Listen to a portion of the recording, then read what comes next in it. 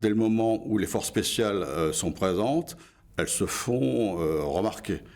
Donc là, il est important d'avoir un profil assez bas et de se fondre dans le bataillon humanitaire, dans le bataillon de Bielch. On avait des véhicules de l'armée de terre, des VAB, des engins blindés, qui étaient bien sûr peints en blanc comme tous les véhicules de cette époque. On portait l'uniforme onusien, casque bleu, etc. On avait également des missions particulières de reconnaissance qui pouvaient se faire de nuit, de manière autonome, avec notre propre véhicule, sans pour ça avoir un soutien d'infanterie à proximité. On peut citer l'exemple d'une reconnaissance dans un secteur un peu tendu sur Bosanska-Krupa, au mois de novembre 1992, où en fait il devait se dérouler une mission humanitaire avec la mise en place d'un convoi de ravitaillement.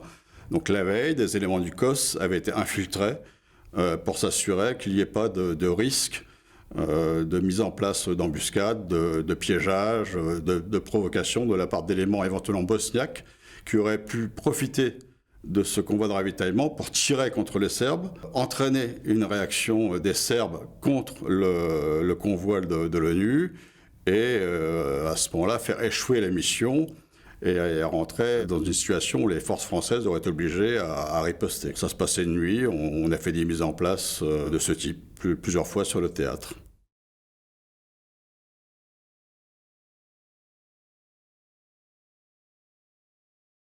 C'était à Sarajevo où notre mission était de faire en sorte que les Serbes exécutent les accords de Dayton. Et donc c'était en début 96. Ma mission était de faire en sorte qu'une division serbe se replie 30 km à l'est de sa position qui entourait Sarajevo.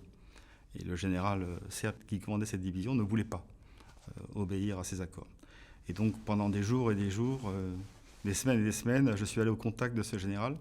Et puis au bout de quelques semaines, il me dit « Je vous obéirai si vous me battez au tir au pistolet ». J'ai trouvé ça surprenant.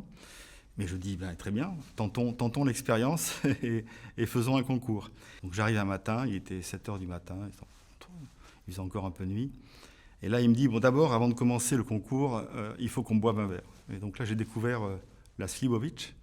Et nous avons bu ensemble 2 ou 3 verres de Slivovic, jusqu'au moment où il me dit « Le concours va commencer, mais c'est pas moi qui vais tirer, c'est ce monsieur ». Et là, je vois arriver un spécialiste visiblement du tir, qui avait été mandaté et entraîné pour faire ce concours. Et là, dans les yeux, il me dit « Est-ce que vous êtes prêt encore à relever le défi ?» Bon, j'étais bon au tir, donc j'ai dit « Je suis prêt à relever le défi ». Et donc on sort dans le jardin. Et là, il met en place une bouteille de verre à 30 mètres. Et il me demande de commencer à tirer. Je lui dis non, priorité à vous. C'est vous qui m'invitez, donc allez-y, commencez le tir. Et donc le spécialiste du tir en question tire et rate la cible. Et moi, j'arrive, je prends ma position, je tire et j'éclate la bouteille. Là, c'est la stupeur, une sorte d'humiliation qui risque de s'installer. Et je dis au général serbe, c'est normal, c'était l'émotion, vous avez commencé à tirer, recommencez à tirer et on verra ce qui se passe. Et donc il se remet en place, il tire et il effleure à peine la bouteille. Et là je dis, mon général, c'est match nul. On a réussi à toucher la bouteille tous les deux, donc il n'y a pas de sujet, on a gagné l'épreuve tous les deux. Au bout de 3-4 jours, la division était repartie à 30 km et donc avait respecté les accords de Dayton.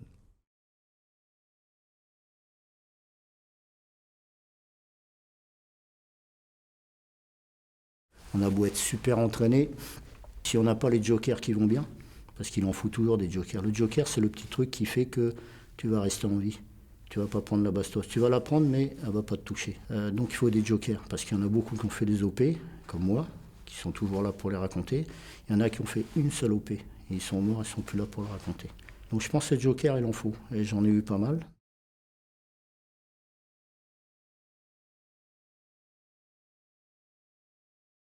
Moi, je faisais la protection de l'aéroport, c'est-à-dire j'étais bien arrivé à l'EPI, escadron protection et d'intervention, mais on était déjà là-bas sur place. Donc j'ai remplacé les futurs CPA-10 qui arrivaient, on les a remplacés.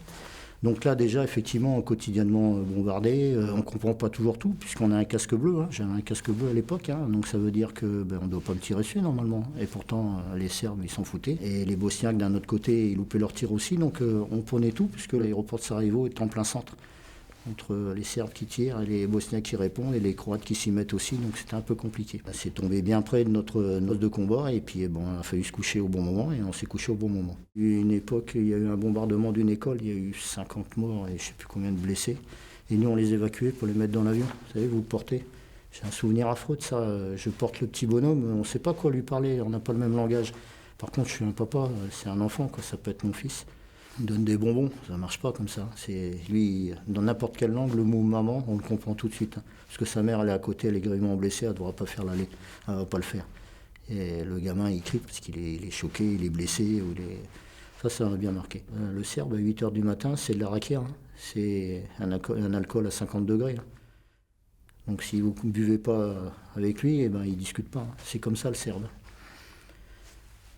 Côté musulman, parce que j'ai fait le Kosovo aussi, il y a pareil, il y a une entité serbe et une entité musulmane. Le musulman, il boit du thé, c'est bien pour nous aussi. Aller discuter et boire du thé, c'est bien. Après, le serbe, vous repartez le matin, vous avez bu 5-6 verres, c'est pas la même. Et les verres, ils sont comme ça. Donc là, au début, ça fait tout drôle, on tient pas le choc, forcément. Et après, on s'habitue un petit peu. J'ai pas dit qu'on était des ivrognes. Mais si on veut discuter avec ces gens-là, c'est comme ça, on passe par là. Aussi simple que ça.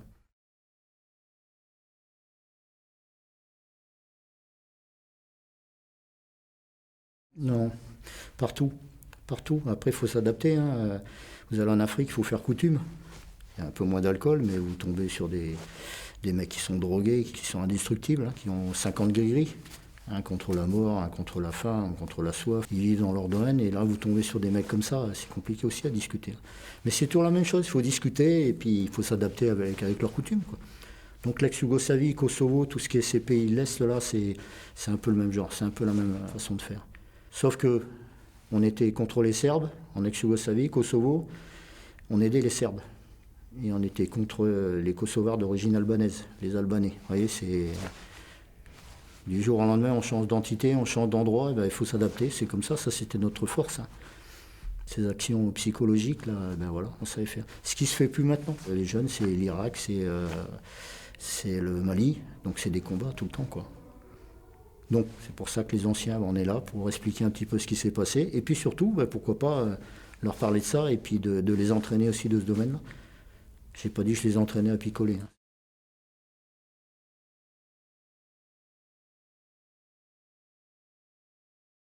Alors, il s'agit d'une église orthodoxe où, selon un renseignement, devait avoir lieu un rendez-vous entre des personnes connues de nous et une personne recherchée comme criminel de guerre. Et nous sommes restés plusieurs jours donc à observer cette maison.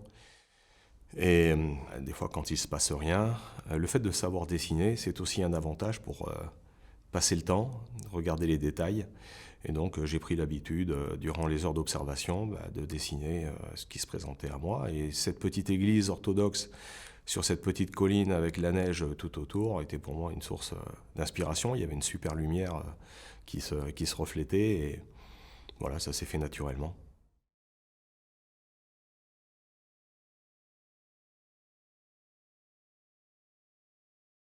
On avait eu pendant un temps dans les Balkans à arrêter des criminels de guerre.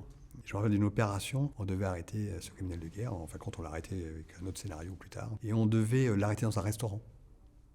Et donc, sur le stade du commando Hubert, qui était notre zone de pose d'hélicoptère et en même temps une zone de saut, on avait reconstitué un restaurant avec des palissades, des tables qu'on avait été piquées au réfectoire. Voilà, on avait remonté tout un restaurant. Et on avait présenté au GECOS, à l'équipe, à l'état-major du COS de l'époque, notre façon d'intervenir suivant où se situeraient les différents acteurs qui devaient se trouver là, la personne qu'on avait arrêtée, les autres personnes, les gardes du corps, les ceci, les cela. On avait joué les canons conformes, c'est-à-dire les incidents qui pouvaient se présenter, et pour valider ce scénario, pour que le GECOS de l'époque puisse aller se tourner vers le CEMA et les autorités politiques en disant on sait faire ou on ne sait pas faire. Et ça, c'était un travail qui associait à la fois le commandant que j'étais, mais surtout l'ensemble de l'unité, parce qu'on n'est pas très nombreux au commando, et tous ensemble, on avait travaillé pour préparer.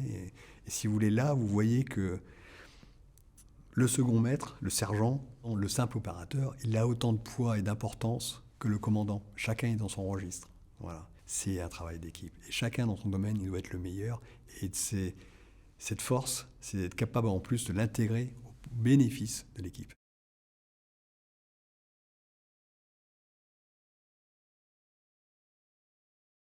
Il y a la grosse évacuation de ressortissants en Somalie. La grosse, c'était Brazzaville en 97. Ça tire à l'arme lourde sur les quartiers, etc. Donc on lance une grosse opération d'évacuation de ressortissants qui met du temps à démarrer parce que c'est l'arrivée de Lionel Jospin comme Premier ministre. Donc on sent qu'il y a un vide. Là, pendant 3-4 jours, on ne sait pas ce qui va se passer. La ville est à feu et à sang. Et on monte l'opération d'évacuation de ressortissants qui dure 15 jours, 3 semaines. Et pendant cette manip, on a eu 2 demandes un peu bizarres.